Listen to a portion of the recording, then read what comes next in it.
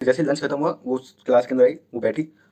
अगले 5 मिनट में उसने वो लेटर निकाला और उस लेटर को उसने पढ़ा। फिर मुझे बुलाती है कि कृष्णा ये क्या है, तेरा नाम लिखा हुआ है इस पे। तो मैंने बोला मैंने तो नहीं किया। अब वो मेरी अच्छी दोस्त थी इसलिए उसने मेरी बात मान ली।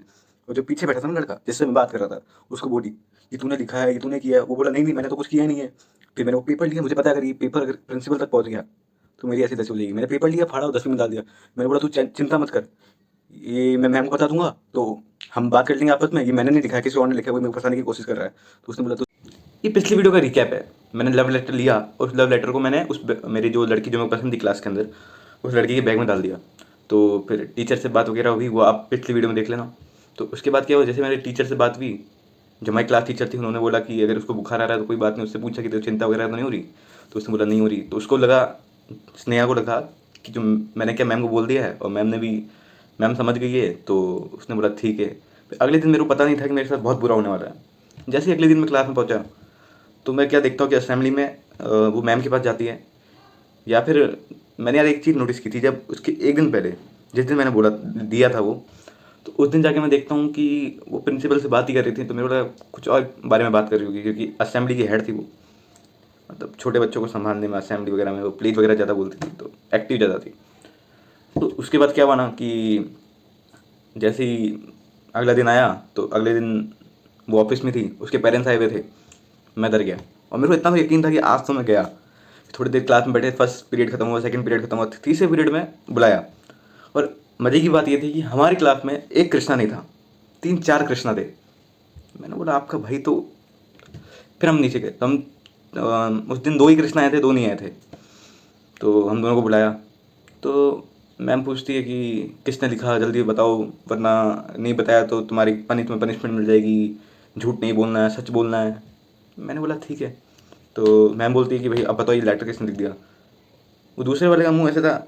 मैं सोचा कॉन्फिडेंस में रहना है, अगर कॉन्फिडेंस में नहीं रहा तो पक्का पकड़ा जाऊंगा। फिर जब मैं वैसे तो फोर्थ क्लास में था, तो फोर्थ क्लास में तो इतना दिमाग मेरा ना था नहीं, हूँ तो मैं बच्चा ही ना एटलीस्ट। तो मैम बोलती है कि तुमने नहीं बताया तो तुम्हारे पर पुलिस केस हो जाएगा। अब मैं शौक में, अगर पुलिस केस हो गया तो। मैं बोला जैसे मैं मूवीज़ बहुत देखता हूँ, अगर मूवीज़ देखता हूँ तो उतना इम्पैक्ट मेरे दिमाग में पड़ जाता है कि अगर ऐसा हो गया तो क्या होगा, मेरी तो ज़िंदगी बर्बाद हो जाएगी, पुलिस केस हो गया तो मैं कुछ बन नहीं पाऊँगा। मैं गया। तो फिर मैम ने उसको भेज दिया और मेरे से बात करना चालू करा कि तूने ऐसा क्यों किया, क्यों लिखा। फिर अगले दिन था मदर्स डे।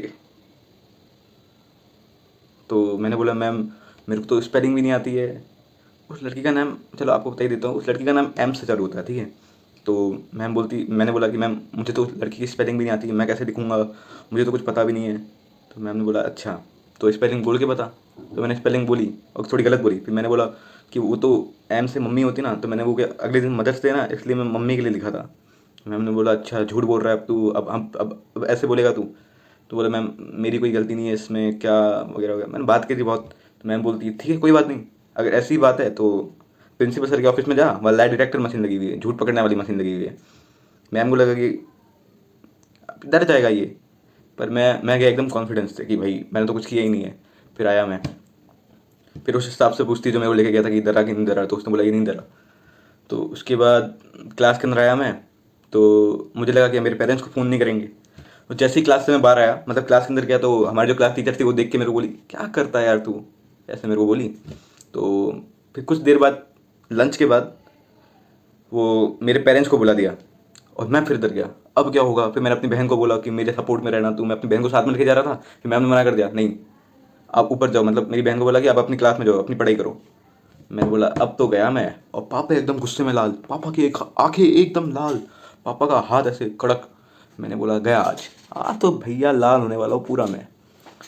छोड़ो यार हिम्मत करते हैं, कुछ ना कुछ तो तोड़ निकल ही जाएगा। अब वैसे भी मैं बहुत अच्छा बच्चा था ना, मतलब इंट्रोवर्ट हूँ और पढ़ाई में भी अच्छा था। मैं ज़्यादा बोलता नहीं था क्लास में, इसलिए लोग समझते कि सिंसियर बच्चा है, कुछ कर नहीं सकता ये ज़्यादा।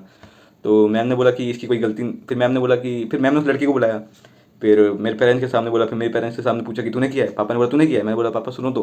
पापा बोले क्या सुनूँ मैं, तूने किया है कि नहीं किया। मैंने बोला हाँ मैंने किया है। तो मेरी मम्मी मेरे को देख देख के हंस रही और मेरी फटी जा रही। फिर मैम बोलती है कि इसको इंग्लिश में बोलना है, I am sorry sister I will not do it again. जो भी फॉर्मेलिटी होती है वो करवा दी, फिर सॉरी बुलवा दिया, फिर हमें क्लास में भेज दिया। तो उसके बाद मुझे पता था कि घर जाऊंगा तो फिर धुलना तो तय ही है। तो जैसे ही घर गया, घर से आया तो वैन में मेरे भाई बहन वगैरह थे। मेरे को पता था कि अगर बचना है तो कुछ नाटक करना पड़ेगा। तो हमारे को क्या वैन थोड़ा घर से दूर छोड़ती थी। तो वहाँ से मैं आया, मैं नाटक किया कि मैं चक्कर खा के गिर गया। तो मैं रास्ते पे चक्कर खा के गिर गया कि मेरे को चक्कर आ रहे हैं, मेरी तबीयत ठीक नहीं है। मेरे भाई बहन वगैरह मेरे को लेके आए, कमरे में बेड पे सुलाया। मम्मी आती है कि क्या हुआ, ऐसे लेटा हुआ क्यों है, चक्कर आ रहे हैं क्या? मैंने बोला चक्कर आ रहे हैं। तो मम्मी बोलती, अरे वो तो बेटा मुझे पता है तेरे को चक्कर क्यों आ रहा है, रुक जा बेटा पापा को आने दे। मैं बोला ले, गई भैंस पानी में। फिर अब क्या किया जाए, क्या किया जाए, फिर सोचा मैंने। फिर रात को पापा आए तो मम्मी ने बोला यार ठीक है यार, तूने लड़की पसंद करी तो थोड़ी अच्छी लड़की पसंद करता ना। मैंने बोला है, ये तो सिलेबस में ही नहीं था। कोई मतलब ऐसी मम्मी सबको मिले, मैं शौक हो गया। वो भी मम्मी मजाक ही कर रही थी, मतलब ताने दे रही थी, टॉन्ट कर रही थी मेरे को। तो ये सब कुछ हुआ। तो उसके बाद मैंने अपनी मम्मी से पूछा कि प्रिंसिपल ने बोला क्या आपको?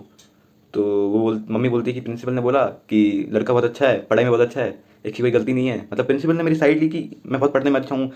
तो प्रिंसिपल ने बोला कि कोई गलती नहीं है, गलती से हो गया होगा कुछ ना कुछ। तो उसके कारण क्या है, पापा का गुस्सा थोड़ा शांत हो गया, क्योंकि प्रिंसिपल ने तारीफ करती थी और पढ़ाई में मैं अच्छा था, टीचर्स वगैरह की नज़र में मैं बहुत अच्छा था। इसलिए मेरे को छोड़ दिया। अगर मैं अच्छा नहीं होता ना, बाय गॉड घर से बाहर निकाल देते पापा।